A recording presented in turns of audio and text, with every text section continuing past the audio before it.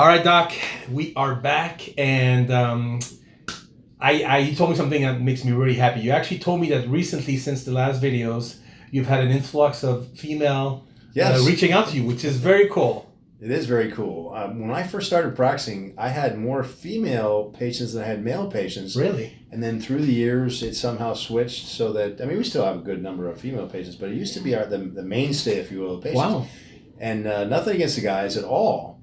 It's just, there are more things that we can tweak with females typically than with males. I always joke, with males, you give them their testosterone and their tail starts wagging again and they're happy. It's pretty dramatic, the effect and everything. And then the same thing, obviously, with testosterone in females. But there are other things that we can use that aren't as sexy, literally and figuratively, like mainly, not pregnenolone, but that one's a good one.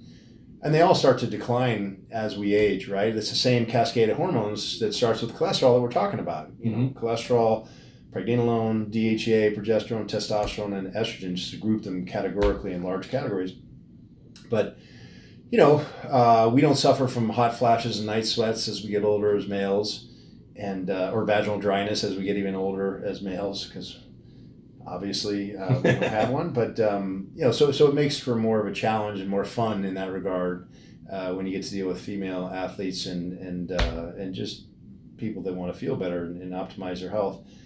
So yeah, it's been fun to see that we have a little uptick in that, presumably from some of the videos and some of the brave girls that are asking. Did people tell you actually if you get a new person? Did they actually tell you? I saw you on a channel, or will they tell you? I ask sometimes, but the person who would know would be Michael. Okay. But it just seems like we've had an influx in the last couple of months, which is always nice to see, because women are more fun to work with in that regard. So we're not doing this for nothing. So it's good. You got some good questions. Yeah, I'll start off with number one is, hi, doctor, I have heard some really good things about the efficacy of stem cells in bodybuilding, especially for the older athletes. Can you talk about some of the benefits it provides, and is it worth the cost? That's a good question. More and more people talk about that as of late.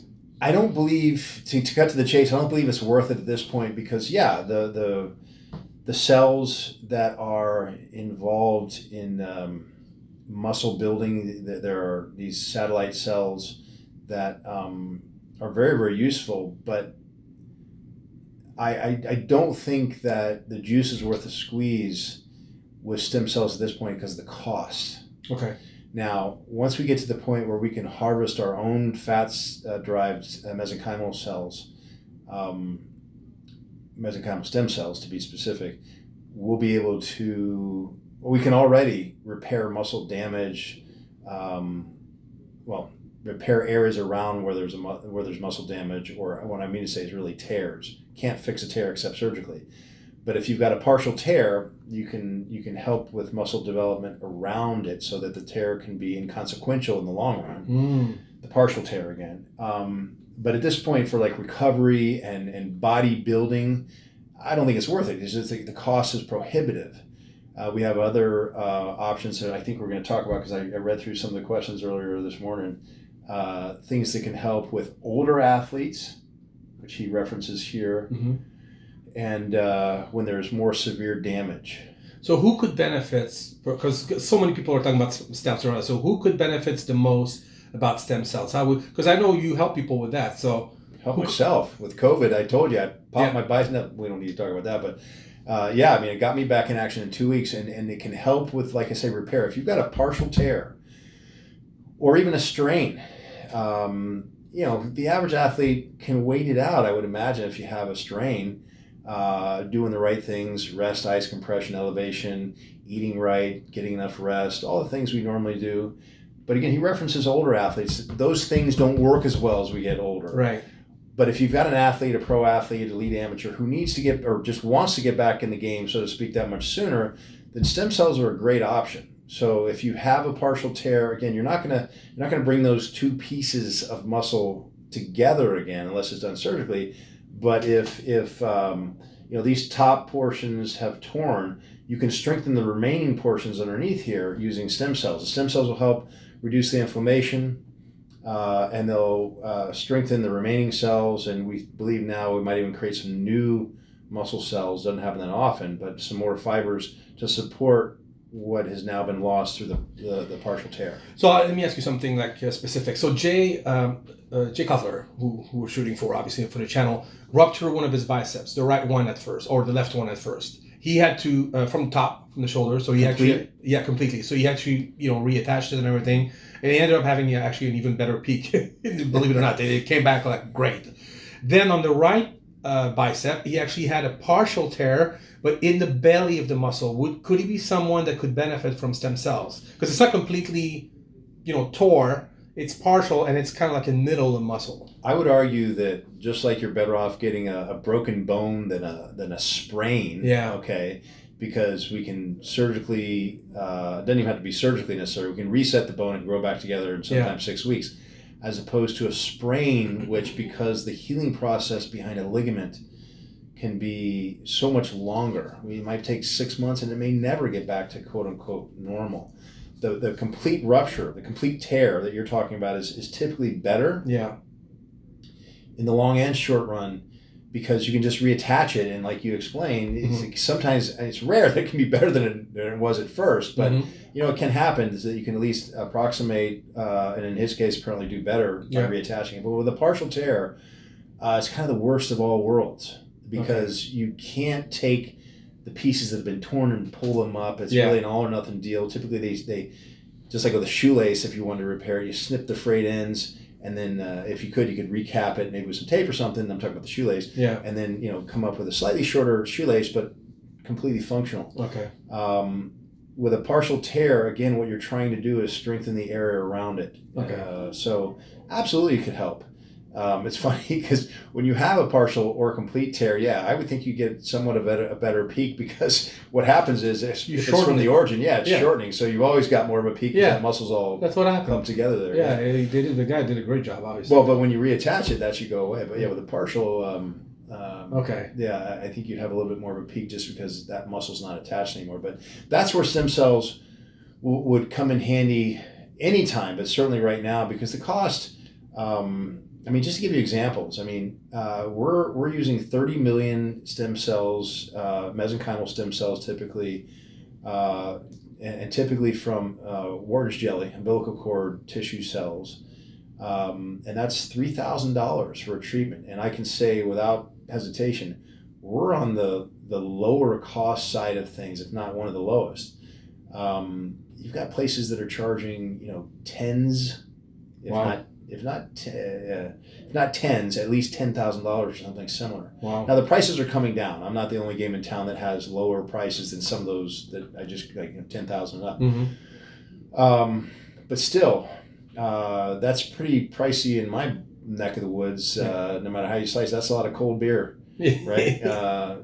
Money. So I don't think it makes sense for relatively minor injuries, but a partial tear is not a minor injury. So that's an instance where I think it'd be very, very helpful.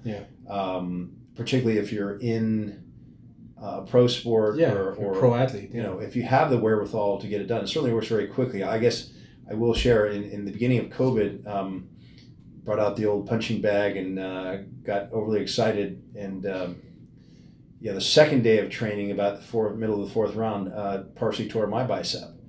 On a Sunday, but since I owned the practice, came in and had some stem cells in the freezer, used 60 million stem cells on either side of the partial tear, and in 2 weeks I was back hitting the bag again. Wow. Yeah. So it does work. That's the point I want to get across. Yeah. But again, is it worth it? I'm in a unique position being a doctor and all that, so it's worth it to me, because I don't have to pay for me, so to speak.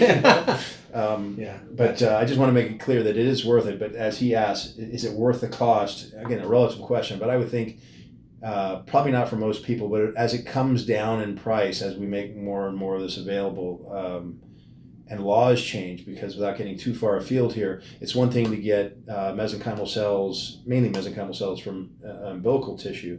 It's another thing to get your own, what we call autologous cells, from fat stores. It's really in the perovasculature of the fat that we're harvesting these. But if you go through a harvesting, a liposuction is what we would call it, and then grow these cells, the prices potentially could be much, much cheaper than they are right now, because with one harvest you get a lot of cells and go through different passes where you replicate those cells, and we have the ability to replicate them up to 30 times. Wow. Now, without getting too technical, some of the benefit in the first pass involves some of the exosomes and other factors, some of the cytokines that might be obtained in the first pass that we might not replicate with the second pass, but that remains to be seen, and still there's value in stem cells, period. So the upshot of what I'm going on and on about here is to say, look to the future, and I hope, and it looks pretty good in the near future to see those prices coming down where it does make sense financially to try stem cells. Nice. For an injury like that. Very cool. Thanks, Doc. All right, Doc. So the next question is, Dear Dr. Rand and Dave, love the show. Thank you for doing it. Well, thank you. It's our pleasure, right, Dave? Yes, right. I'm curious about Thymosin Beta-4 and BPC-157. What can you tell me about these compounds? And do you have patients using them? And if so, what is the feedback on them? Your professional opinion would be greatly appreciated. Thank you in advance. So yes, we do use these products. And I would say right now that there's somewhat of a gray area in terms of their, I hate to even say legality, because they are available. Pharmacies are providing them, but we don't know how long they're going to be around because, for example, one of the peptides, or actually two, GHRP 2 and 6, have been pulled from the market, I believe, in May of last year because the FDA said so. There are issues. There are a lot of peptides out there. People don't understand. I mean, insulin's a peptide. So peptides have been around for a long time. Their manufacture has been with us for quite some time. And there are other peptides. For example, Thymosin alpha-1's been around for a long time too, relatively speaking. So it's not just about bodybuilding. It's, I'm just making a point that peptides are ubiquitous, in the human body, and replicating them for medical purposes has been around for a while. The issue right now is finding a FDA-approved source for these peptides that then the pharmacies, the compounders, and the manufacturers can then use. With the ones that have already been manufactured, and I'll probably botch the brand names, but for example, with Thymosin alpha-1, which has been around for a while, you've already established an FDA-approved source. You're manufacturing it, obviously under the brand name. That's a little different than a compounder taking what should be an FDA-approved source and compounding it, whether it's been FDA-approved for a certain condition or not. A lot of these peptides that are floating around these days have not been approved for these conditions, which happens all the time. We use a lot of stuff off-label, we call it.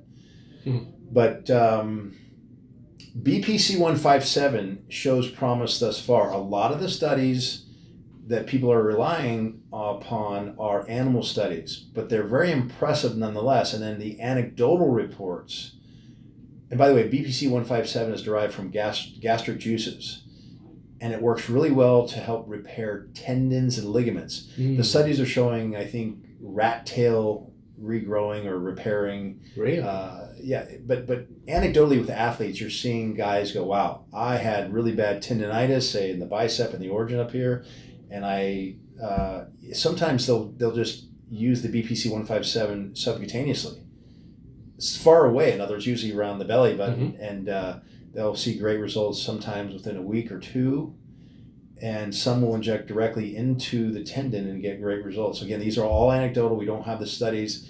Again, I think it goes back to not being able to find FDA-approved sources easily, and then the funding for the studies, et cetera. But anecdotally, meaning we don't have the best science yet, the gold standard random controlled blind studies.